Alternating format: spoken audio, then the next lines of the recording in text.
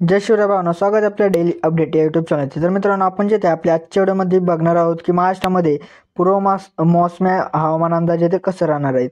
तर बघा मित्रांनो, जर का तुम्हाला व्हॉट्सअपवर तुम्हाला एकदम डेली जे ते एकदम फ्रीमध्ये तुम्हाला हवामान अंदाज हवे असतील तर तुम्हाला काय यायचं आहे, डिस्क्रिप्शनमध्ये दिलेल्या ऑफिशियल वेबसाईटवर तुम्हाला येऊन जायचं किंवा तुम्ही गुगलवरती जाऊन HJTechYT.in असं सुद्धा सर्च करू शकता। त्यानंतर तुम्ही वेबसाईटवरती आल्यानंतर तुम्हाला कोणती जी पोस्ट असेल ते ओपन करताच तिला जिथे खालती स्क्रॉल करताच तुम्हाला एक व्हॉट्सअपचा लोगो मिळेल। त्या लोगोवरती क्लिक करताच तुम्ही व्हॉट्सअप ग्रुप जिथे जॉईन होऊन जाताल आणि तुम्हाला डेली जिथे एकदम फ्रीमध्ये तुम्हाला हवामान अंदाज इथं मिळत राहतील।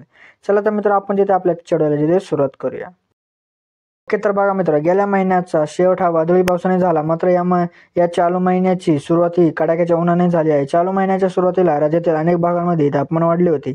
अक्षरशः 44 अंश सेल्सिअस पर्यंत तापमान पोहोचले होते। बहुतांश ठिकाणी 42 अंश सेल्सिअस पेक्षा अधिकच्या तापमानाची नोंद झाली आणि उत्तर महाराष्ट्रातील मालेगावात गेल्या काही दिवसांपासून तापमान वाढ दिसत आहे। यामुळे अंगाची अक्षरशः लाही होत आहे। मात्र काही भागांमध्ये तापमानात वाढ होत आहे तर काही ठिकाणी वादळी पावसाची जोरदार बॅटिंग सुरू आहे।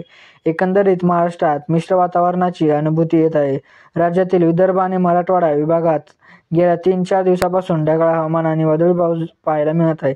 एवढेच नाही तर विदर्भातील काही जिल्ह्यांमध्ये गारपीट झाल्याची नोंदही करण्यात आली आहे आणि मध्य महाराष्ट्रात सुद्धा पाऊस सुरू आहे। मध्य महाराष्ट्रातील नाशिक जिल्ह्यातील श्री क्षेत्र सप्तशृंगी देवी माता मंदिर नांदूर येथे जोरदार स्वरूपाचा पाऊस झाला आहे। याशिवाय नाशिक जिल्ह्यातील इतर काही भागांमध्ये पावसाची हजेरी लागली आहे, त्यामुळे शेतकऱ्यांच्या शेती पिकांचे पुन्हा एकदा नुकसान होत आहे। या पावसात विजेचे प्रमाण देखील अधिक असल्याने शेतकऱ्यांचा जीव अक्षरशः टांगणीला लागला आहे। अशातच भारतीय हवामान खात्याने आज अक्षय तृतीयाच्या दिवशी देखील महाराष्ट्रातील विदर्भ, मराठवाडा आणि मध्य महाराष्ट्रातील काही जिल्ह्यांमध्ये वादळी स्वरूपाचा पावसाची शक्यता वर्तवली आहे। तर दुसरीकडे राज्यातील काही जिल्ह्यांमध्ये आज गारपीट होणार असाही अंदाज IMDने च्या माध्यमातून समोर आला आहे। हवामान खात्याने तज्ज्ञांनी दिलेल्या माहितीनुसार मध्य महाराष्ट्र आणि परिसरावर चक्रवार वाऱ्याची स्थिती तयार झाली आहे। त्यामुळे दक्षिण अंतर्गत कर्नाटक पर्यंत एक हवेचा कमी दाबाचा पट्टा सुद्धा तयार झाला आहे।